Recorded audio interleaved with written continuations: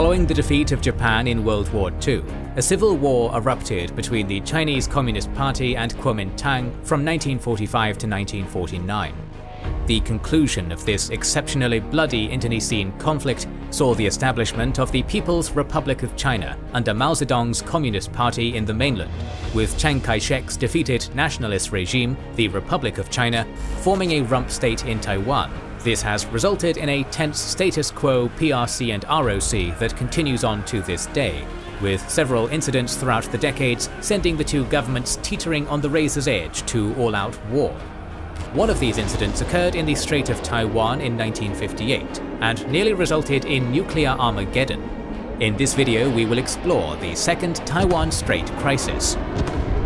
Fans of modern warfare would surely enjoy our series on the World War II North African Campaign and Pacific War, available exclusively to our YouTube members and patrons via the links in the description and pinned comment. Join their ranks and watch the series on the Albigensian Crusade, Fall of Sparta, First Punic War, Italian Reunification Wars, History of Prussia, Biography of Sulla, Russo-Japanese War, Reconquista, Persian Wars and War of Spanish Succession, and much more. Thanks for supporting us. Upon seizing control of all mainland China from the nationalist Kuomintang, the nascent Communist People's Republic of China would face a wide array of military and political problems. Despite having lost China to the Communists, the Nationalist Republic of China still held China's permanent seat on the UN Security Council, with the United States and her allies refusing to recognize the PRC's entry into the UN. The PRC faced war in Indochina, Korea, and against Taiwan over the Two Chinas problem. Meanwhile, the US was in the process of forming the Southeast Asia Collective Defense Treaty, an alliance designed to keep the communist powers in Asia in check. With the eruption of the Korean War, President Truman ordered the 7th Fleet to blockade the Taiwan Strait in June of 1950 to prevent the invasion of Taiwan as tensions between America and Red China escalated. The US also began sending serious financial aid to Chiang Kai-shek's government. President Truman's policy was not to go to war with Communist China, but undermine it through covert operations, economic embargoes, and non-recognition of the PRC's entry into the UN. In tandem with this, in June of 1950, the ROC enacted the Guanbi Policy, an aerial and naval blockade along the eastern Chinese coast, and stationed troops on the Kinmen, Dachen, and Matsu Islands. This was mainly to deter PRC aggression, but the Kuomintang were also harboring the vain hope of being given the opportunity to pull off Fangong Dalu, a theoretical counter-offensive to retake the mainland from the CCP. On June 27, 1953, the newly elected President Eisenhower lifted the blockade and declared the ROC would henceforth be unleashed. From 1951 to 1954, the ROC's irregular anti-communist Salvation Army was trained by the CIA, who performed raids against the PRC coast from the Kinmen, Dachen, and Matsu Islands. Between 1952 to 1954, the Eisenhower administration gave $527 million in economic aid and $940 million in military aid to the nationalist regime in Taiwan. The US also stationed 11,000 Marines and 20,000 guerrillas on the Kinmen and Matsu Islands. In January 1953, Dachen produced 4,478 trained guerrillas, Kinmen trained 4,155 guerrillas, and Matsu conducted training for 1,049 guerrillas for the 1st and 2nd Tenghai battalions. On February 13th of 1953, a commando battalion and an infantry regiment from Kinmen performed a raid against the mainland, supported by 2 LSTs, 3 junks, 2 frigates, 1 minesweeper, and 3 guerrilla gunboats. Another raid occurred on July 6, 1953, codenamed Operation Pulverize, consisting of 7,000 raiders targeting Dongshan Island, with the aim to capture or eliminate all PLA elements there. Through such raids, Chiang Kai-shek hoped to instigate countrywide guerrilla attacks that would facilitate his revanchist dreams of retaking mainland China from Mao Zedong. The Geneva Accords of July 21st dramatically changed things for the PRC. Serving as her international debut, it gave her some breathing space and allowed her to venture out and launch some raids across the Taiwan Strait. This prompted the US to further develop the Southeast Asia Treaty Organization, or SEATO. This, consequently, provoked fear in the PRC that soon a defense treaty between the USA and the nationalist regime in Taiwan would be established. China's eastern seaboard trade was being hurt by Taiwan's control over the various offshore islands off the coasts of Fujian and Zhejiang provinces. PLA commanders of the East China Command were tasked with interdicting the ROC's harassments, but they lacked necessary air and naval power to do so. This led the chief of the ECC General Staff, Zhang Aipeng, to advocate for invading the nearest offshore islands one at a time. On August 2nd of 1954, General Peng Dehuai approved an invasion of Yijiangshan and Dacheng, appointing Zhang Aiping as commander, while General Ye Fei would deliver a diversionary attack against the Kinmen Islands. PRC intelligence indicated that a sustained artillery bombardment of the offshore islands would most likely not cause a huge international outcry. In the meantime, the PLA captured some islands, but failed to capture the Dacheng Islands in May and August, and the Kinmen Islands in September. 5 days before the establishment of SEATO at Manila, the PRC unleashed a heavy artillery bombardment against the Kinmen Islands, firing 6,120mm and 150mm artillery rounds over 5 hours. Several ROC commanders and 2 US colonels were killed during the bombardment. This expanded into an artillery duel against the offshore islands, and ROC-AF fighter jets bombed Xiamen and shot down 12 PLA-AF fighter jets and damaged another 42. Thus began the first Taiwan Strait Crisis. The artillery bombardment against Kinmen involved no military buildup around the Xiamen area, indicating to the United States and the Republic of China that this was not a major invasion. By September 12th, the US accurately assessed that the PRC's intentions were limited, prompting Eisenhower to rule out military intervention over the offshore islands. On September 22nd, the PRC launched another large salvo against Kinmen, while preparing for an invasion of Yijiangshan, set for December 20th. However, when the US military began exercises off the coast of Zhejiang, Mao Zedong began to have second thoughts. Mao asked the ECC to postpone the invasion until January. Meanwhile, the PRC attacks prompted the US to sign the US-ROC Mutual Defense Treaty on December 2nd. The US agreed to help defend Taiwan and the Penghu Islands, but not the offshore islands. This unsettled Mao even more, who continuously postponed military actions. It was not until January 18th that Zhang Aiping received approval for the invasion of Yijiangshan. On January 19th of 1955, the PRC captured Yijiangshan in under 3 hours as a prelude to the seizure of the Dacheng Islands. The US accepted the loss of Yijiangshan and the Dacheng Islands, as they were not as heavily fortified as the Kinmen Islands, nor of great value to the defense of Taiwan. In response to the invasion, President Eisenhower asked Chiang Kai-shek to allow the US to help evacuate the Dacheng Islands, offering to help bolster the defense of the Kinmen Islands in return. Although Chiang Kai-shek did not want to give up the Dacheng Islands, he reluctantly accepted and ratified this agreement with Eisenhower with the signing of the Formosa Resolution on January 29th, broadening the scope of the US-ROC Mutual Defense Treaty to the other offshore islands. On January 26th, as a show of force, 3 squadrons of the American 18th Fighter Bomber Wing flew missions from Japan and the Philippines to bases at Chiayi, Tainan and Taoyuan, while the 5th Air Force established their provisional HQ at Taipei, with the mission to provide air defense in coordination with the ROC-AF. On February 8th to 11th, the 18th Wing flew 206 sorties to assist the ROC's evacuation of the Dacheng Islands, and on February 13th, the PLA seized the Dacheng Islands. On February 23rd to 25th, 1955, the first SEATO meeting was held in Bangkok, where it was agreed that further retreat would have a grave effect on Taiwan. Churchill warned the US not to use nuclear weapons, but on March 16th, during a press conference, Eisenhower declared that atomic weapons were just common bullets. US Secretary of State John Foster Dulles followed this up with a public statement that the US was seriously considering a nuclear strike. The PRC publicly treated the nuclear threat as a bluff, but at the Bandung Conference, Premier Zhou Enlai surprised the world by publicly stating, The Chinese people do not want to have a war with the United States. The Chinese government is willing to sit down to discuss the question of relaxing tension in the Far East, and especially the question of relaxing tension in the Taiwan area. By May 1st, the PLA ceased shelling the Kinmen and Matsu Islands, and the First Taiwan Strait Crisis effectively de-escalated. The reality was that the PRC did not have the capability to invade Taiwan for at least another 3 to 5 years. She had no nuclear arms, and the USSR was unwilling to threaten the US with nuclear retaliation if the PRC was attacked. Thus ended the First Taiwan Strait Crisis. Mao Zedong took advantage of the situation presented by the US to begin the PRC's nuclear arms program.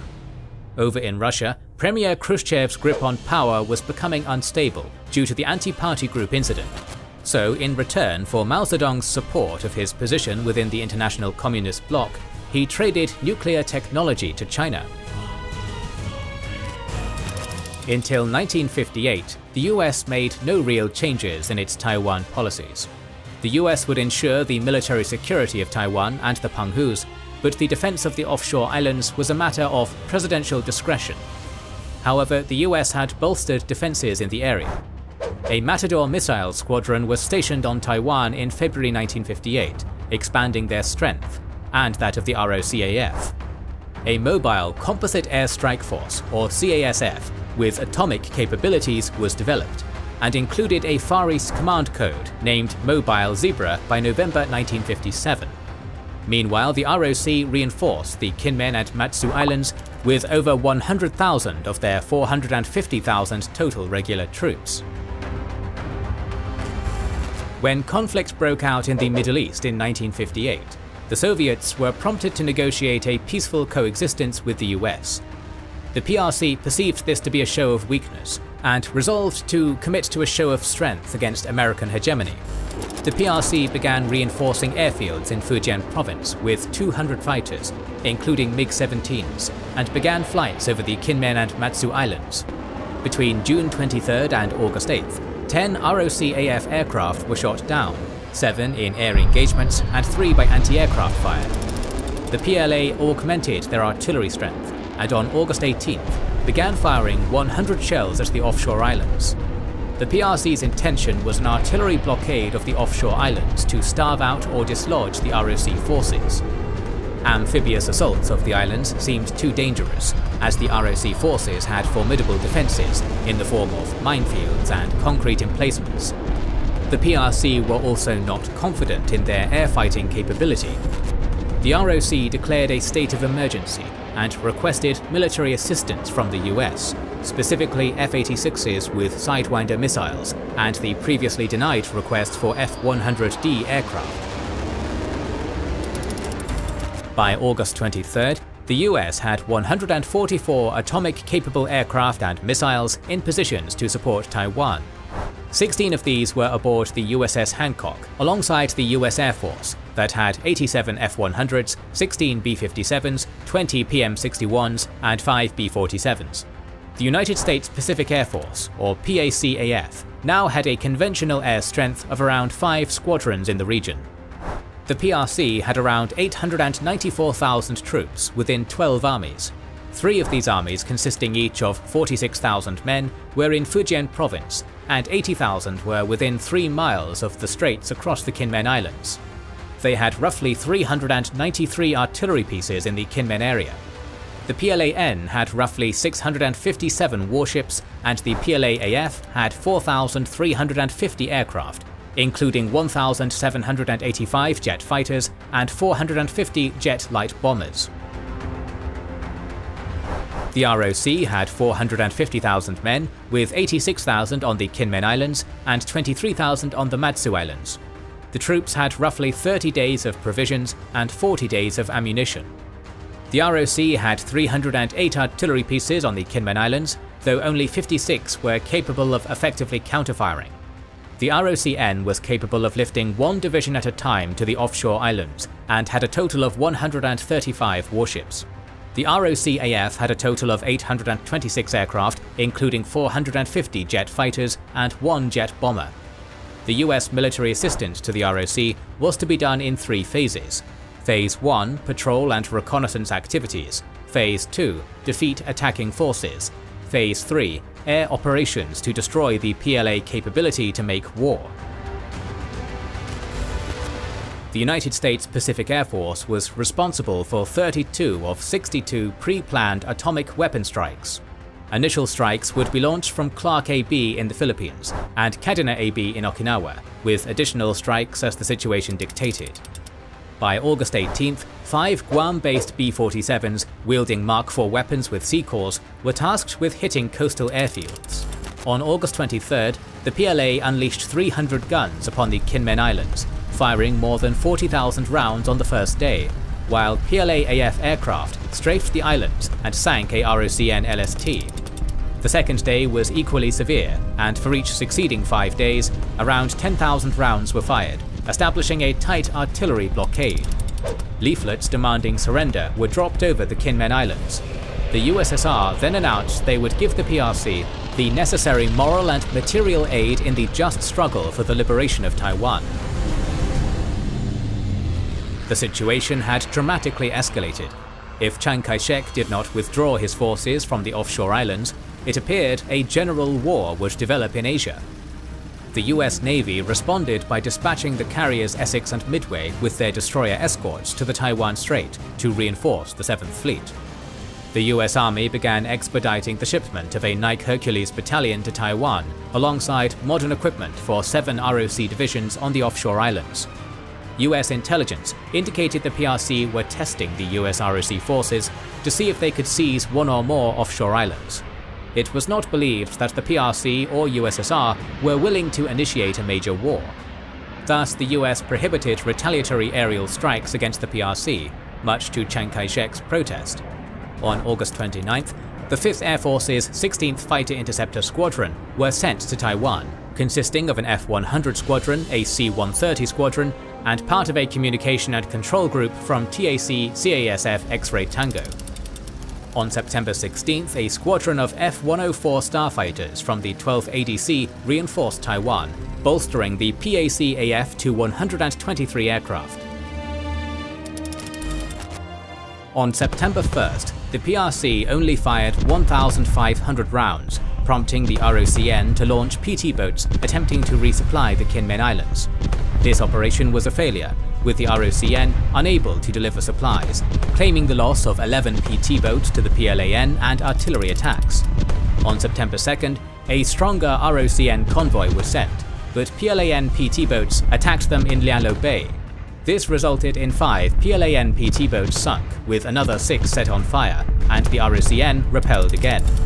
Several more attempts were made, each ending in failure. On September 6th, Premier Zhou Enlai offered to resume Sino-American negotiations over the Taiwan situation. On September 7th, the first US-escorted ROCN convoy launched to resupply the Kinmen Islands, and succeeded unmolested. The next day, another US-escorted convoy of 2 LSMs departed the Penghus for the Kinmen Islands. This time, PRC artillery opened fire when the convoy reached the beach, resulting in only 1 LSM managing to unload. Between August 23rd to September 15th, the ROC made 4 attempts to resupply the Kinmens, with only 1 being successful. ROC-AF C-46s made a few airdrops, but these were inadequate, as USAF HQ estimated that total deliveries by sea and air were no more than 700 tons. With further US support on the 19th, 3 ROCN ships managed to unload at the islands while under intense fire. The US provided better air cover, allowing C-46s to perform more airdrops, and by September 26th, the Kinmens were receiving 200 to 300 tons of supplies per day. By the end of September, 3,400 tons had been delivered. Under the rules of engagement laid down by the US, the ROC-AF in self-defense could only attack PLA-AF aircraft while on patrol, on reconnaissance missions, or defending the offshore islands and convoys engaged in resupply operations. The PLA-AF limited themselves to defensive patrols. Thus, an aerial supremacy struggle over the Taiwan Strait never truly materialized, and was instead limited to occasional aerial engagements.